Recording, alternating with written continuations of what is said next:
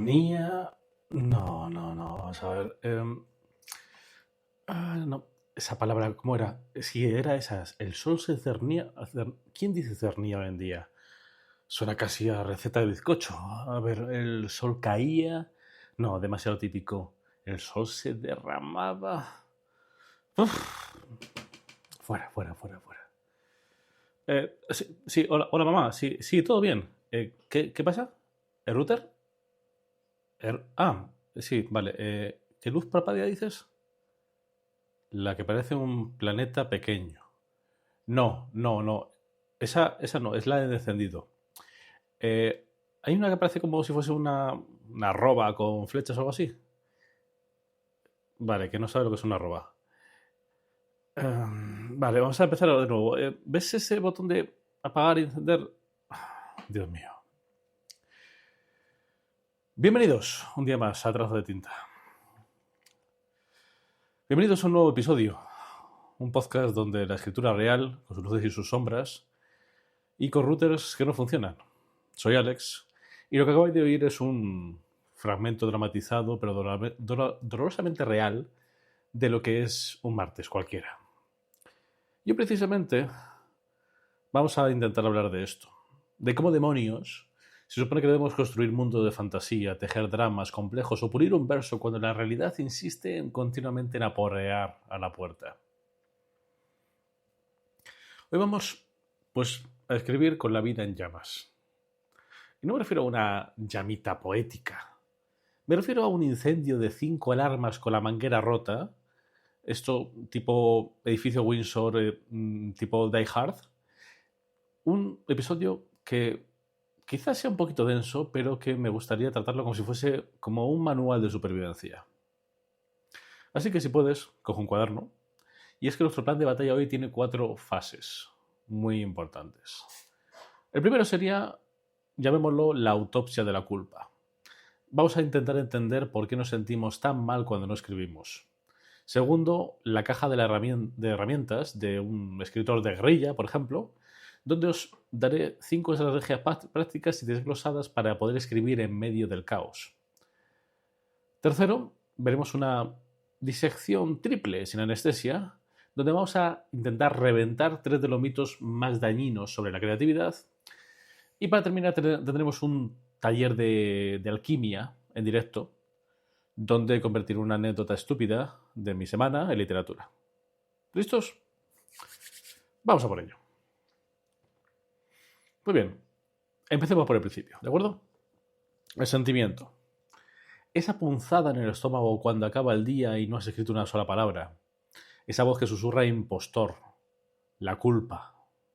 ¿De dónde coño sale esto? No es un sentimiento que carezca de la nada. Lo hemos aprendido, lo hemos interiorizado. Y creo que viene de principalmente 3 fuentes. La primera es algo que todos hemos sufrido y que de lo que he hablado algunas veces, que es la tiranía de la productividad. Vivimos en una cultura que nos dice que si no estamos produciendo, estamos perdiendo el tiempo, que hemos convertido nuestros hobbies en unos, como dicen los ingleses, unos side hustles, y nuestra pasión en contenido. Y claro, si no producimos palabras cada día, ¿qué pasa? Pues que sentimos que estamos fallando. Es el capitalismo metido hasta el último tuétano de nuestra creatividad. La segunda fuente de todo esto es la mentira de las redes sociales. Vemos en Instagram a este escritor con su escritorio de madera noble, su Mac impoluto, una frase inspiradora sobre su rutina a 5 de la mañana en el fondo, y nos comparamos. Comparamos nuestro caos real con su escaparate editado. Y es que todo eso es una comparación cuanto menos injusta y destructiva que nos deja siempre en el lado perdedor. Y la tercera, la más profunda, es la confusión entre el ser y el hacer. Hemos llegado a creer que si no hacemos el acto de escribir, dejamos de ser escritores. Y eso es terrorífico. Es una amenaza a nuestra identidad. Así que, ¿cómo podemos combatir esto? Pues bien, lo podemos combatir con un cambio de paradigma. Tenemos que dejar de ver la creatividad como una línea de montaje y empezar a verla como un ciclo agrícola. ¿De acuerdo? Llamémosle el principio de las estaciones creativas. Entonces sabemos que hay 4 estaciones, ¿verdad? La primavera es la siembra. la explosión de ideas nuevas, el inicio de un proyecto, la energía del folio en blanco que es pura promesa, que es excitante, caótica, vemos algo nuevo y nos lanzamos de cabeza por ello. Luego llega el verano.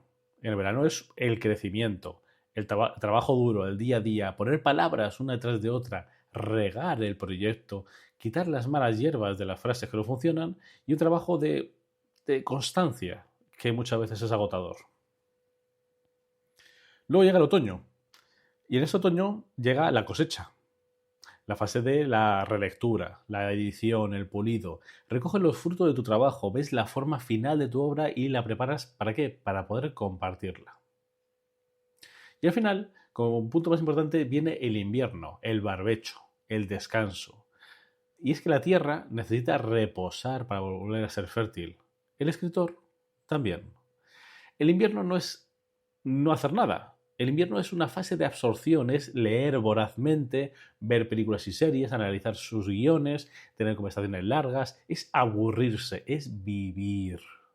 Es rellenar el pozo del que luego sacarás el agua para regar tu próxima primavera. Pues bien, estas mismas semanas caóticas son muchas veces inviernos inesperados. Y si intenta forzar una cosecha en mitad de una helada, al final, ¿qué pasa? O sea, yo no soy ningún experto, pero me da a mí que no solo no vas a recoger nada, sino que al final acabarás matando a la tierra. Todos los nutrientes y todas estas cosas que tienen. Aceptar el invierno es quizá el primer paso para poder liberarse de la culpa. El gran Balzac no escribía con una rutina estable, alternaba periodos de reclusión social y escritura febril, alimentado por litros de café, con periodo de vida social intensa y deudas. Él, igual que todos nosotros, entendíamos a nuestra manera las estaciones. Pues bien, si nos hemos adaptado a este invierno, ¿de acuerdo? Incluso en esta época de invierno a veces necesitamos mantener una pequeña llama encendida. Y aquí es donde entran las herramientas de guerrilla que estaba diciendo anteriormente.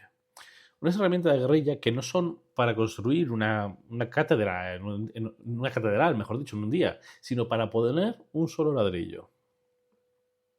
Y aunque esto sea muy tópico decirlo, pero un ladrillo es infinitamente más que 0 ladrillos. Pues bien, aquí permíteme que te hable de una serie de herramientas que he hablado en otras ocasiones, pero que nunca está de más repetirlas. Una, el microhábito. El microhábito siempre reduce la tarea a la mínima expresión posible para poder eliminar la resistencia inicial. Y es que nuestro cerebro se resiste a tareas grandes que requieren mucha energía. Es un mecanismo de supervivencia. Al hacer la tarea ridículamente pequeña, puenteamos esa resistencia. ¿Cómo hacerlo? Muy fácil. Creas un menú de tarea de 2 minutos. Lo escribes, lo tienes a mano. Por ejemplo, abrir el documento y poner el cursor al final. Parece una tontería, pero no lo es. Escribir 25 palabras, leer en voz alta la última frase que escribí, hacer una lista de 5 adjetivos para describir el clima de la escena, ponerle un nombre a ese personaje secundario que se llama el camarero. Y al final, cuando tengas un hueco, no pienses en el voy a escribir, sino voy a elegir un plato del menú, el que menos pereza te dé. Y hazlo, sin ningún tipo de expectativas. Nadie te va a juzgar. Como pro tip que puedo dar aquí es el tema de cronómetros, ¿vale? Ponte, por ejemplo, 2 o 5 minutos. Sí, 5 minutos, está bien. Cuando suena la alarma, eres libre de parar. Pero es que la clave es que el permiso para parar es lo que a menudo te da el impulso para seguir. Parece difícil de entender, pero creedme que es así. Vamos a otro tipo de herramienta, ¿vale? Aparte del microhábito. Llamémosle el cuaderno del caos. Imagínate un espacio de cero juicio donde puedes capturar materia prima. No para crear el producto final, sino para crear materia, para capturar esta materia prima. A nivel psicológico, ¿esto qué significa? Pues que mentalmente separamos el editor interno del creador interno. Y es que el cuaderno es el patio de recreo del creador, donde el editor tiene prohibida la entrada. ¿Esto qué hace? Pues esto libera la mente para poder hacer conexiones inesperadas.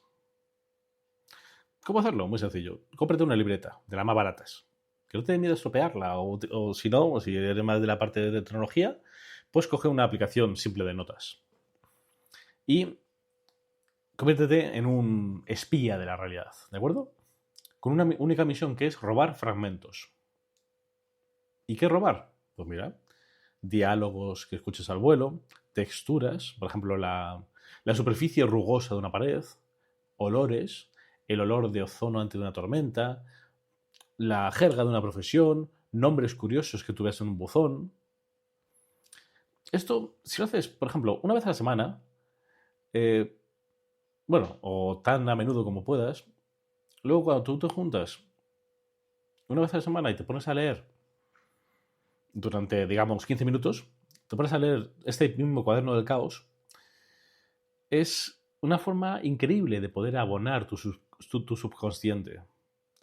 Y es que así no solamente lo utilizas, sino que también lo lees. Y eso te permite tener una retroalimentación de todo lo que has ido leyendo y recogiendo por todos los sentidos. ¿Qué más herramientas podemos hablar aquí? Por ejemplo, podemos hablar llamémosle el anca de la realidad, ¿de acuerdo? Imagínate poder usar la emoción y la frustración del momento presente como un combustible directo para la escritura. ¿Y a qué me refiero con esto? Pues me refiero a que la escritura, que sea emocionalmente resonante, ¿de acuerdo?, proviene de la pura y única verdad.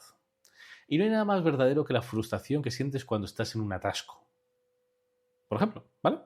Y es que en lugar de huir de esa emoción, te permite canalizarla. ¿Cómo canalizarla? Muy fácil. Por ejemplo, identifica la emoción dominante que tienes en el día, ahora mismo. Frustración, agotamiento, ansiedad, alegría súbita, amor, odio, me da igual, la que sea. Abre una nota o un papel, lo que quieras, y en lugar de describir el evento, describe la sensación física de la emoción. Un nudo en el estómago, una tensión en los hombros, un calor en la cara. Utiliza ese tipo de lenguaje sensorial. Y ahora intenta luego trasplantar esa descripción a cada uno de tus personajes. No importa si tu personaje es un elfo de un bosque mágico, me da igual. Un elfo también puede sentir la versión élfica de estar en un atasco y estar cabreado. Esto al final, ¿para qué sirve? Pues sirve para que funcione de absoluta maravilla para romper ese bloqueo del diálogo. Si has tenido una discusión, ¿vale? Intenta reescribirla desde el punto de vista de otras personas. Es un ejercicio brutal de empatía y de creación de personajes. Otra herramienta, por ejemplo, llamémosla esta el ladrón del tiempo. Imagínate que puedes auditar tu día para identificar y aprovechar los micro bolsillos de tiempo que normalmente se desperdician. Hay ocasiones en las que tenemos una falacia metida entre ceja y ceja que es del todo o nada. Por ejemplo, si no tengo 2 horas no puedo escribir. ¿Te suena? Así que lo que tienes que hacer es reentrenar al cerebro para ver oportunidades en lugar de limitaciones. ¿Cómo? Muy fácil. Haz una auditoría del tiempo. Durante un día apunta cada vez que pasas más de 5 minutos esperando algo haciendo una tarea mecánica. Lavar los platos, esperar el metro, lo que sea. Y para cada uno de esos huecos asigna una tarea de ese menú de 2 minutos. Por ejemplo, mientras espero que se haga el café, 4 minutos aproximadamente, voy a pensar en 3 posibles problemas que podría tener mi protagonista en el siguiente capítulo. Mi recomendación, ¿y qué es lo que hago? Yo tengo siempre una grabadora de voz, que siempre la tengo, la tengo al lado. ¿Y por qué? Pues porque para mí es más sencillo muchas veces dictar una idea que escribirla. ¿Por qué? Pues porque estoy sin ordenador delante o sin nada que pueda escribir delante. Y así puedes capturar pensamientos en el coche o mientras caminas. Intentemos ver una herramienta última, ¿vale? Una cosa que me gusta llamar el reset creativo. Y es que, vamos a ver, os habrá pasado porque me ha pasado a mí y nos ha pasado a todo el mundo, que llega un momento en que el cerebro se satura, ¿vale?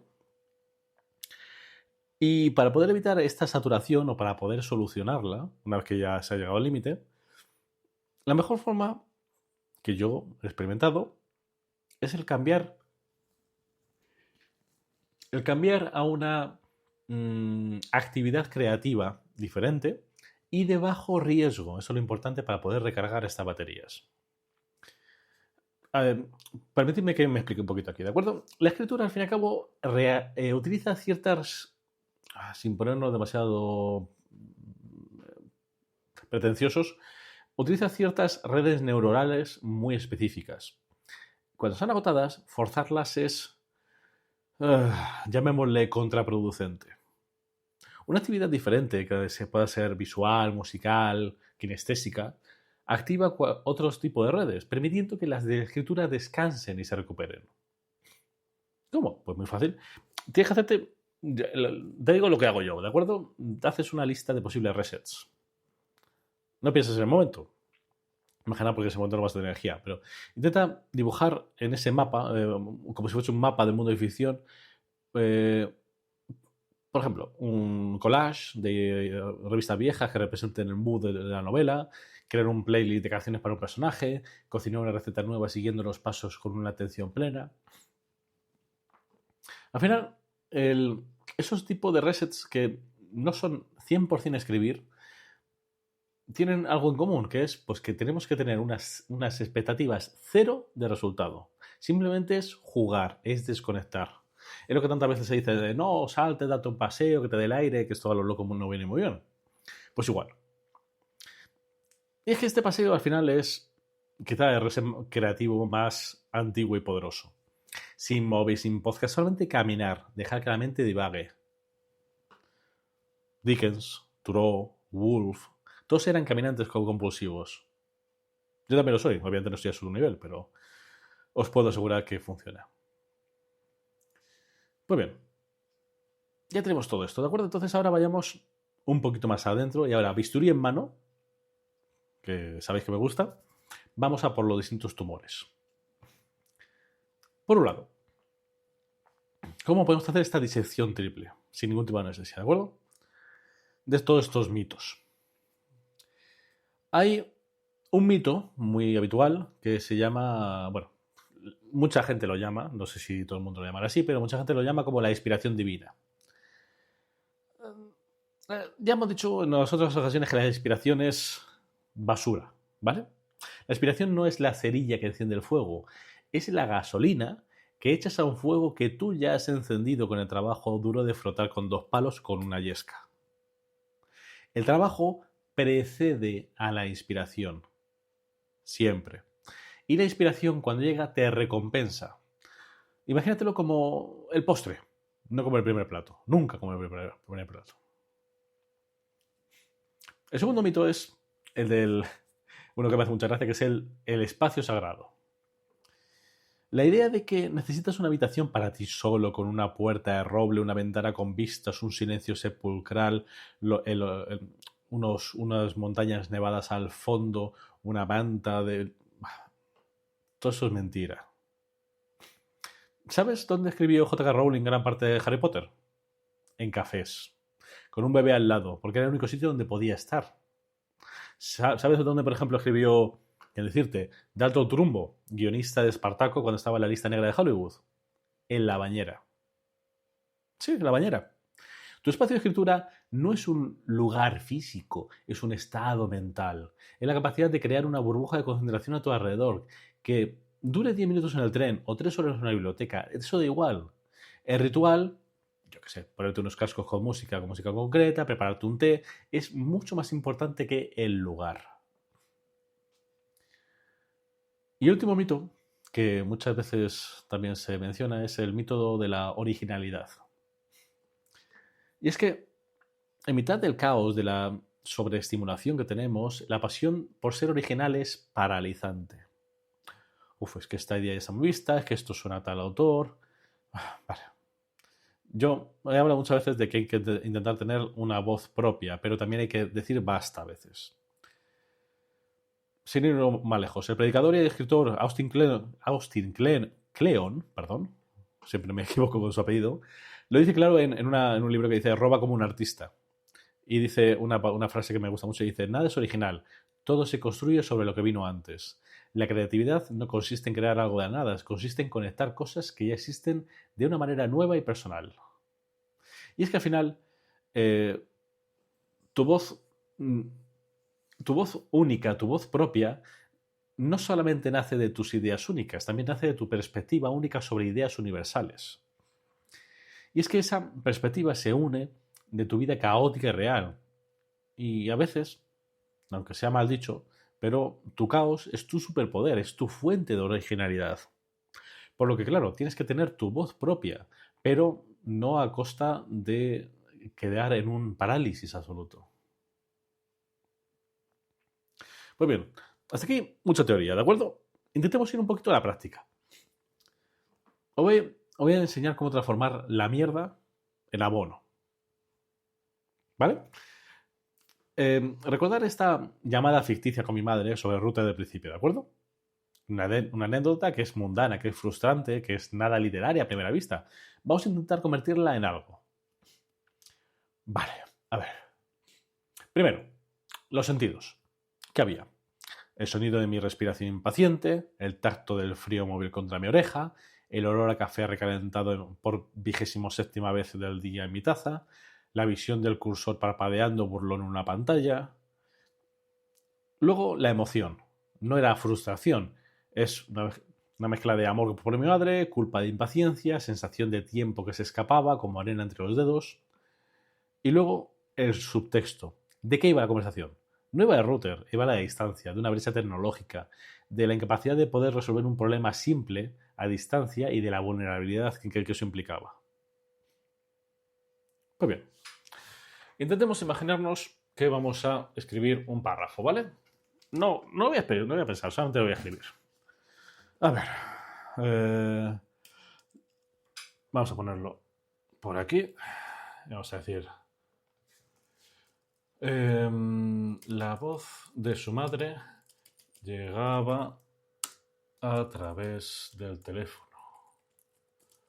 Un tapiz de cariño y confusión tejido alrededor de una palabra que no existía en su mundo. Router. Y él, con la otra mano sobre el teclado, sentía como cada pregunta. ¿Qué luz es, mamá? ¿Veis el cable? Era una pala que cavaba un poco más hondo el foso que los separaba. No era un foso de kilómetros, era de clics, de interfaces, de un lenguaje que él dominaba y a ella se le escapaba como el humo. Y el cursor de su novela parpadeaba en la pantalla como si fuera un metrónomo de su fracaso.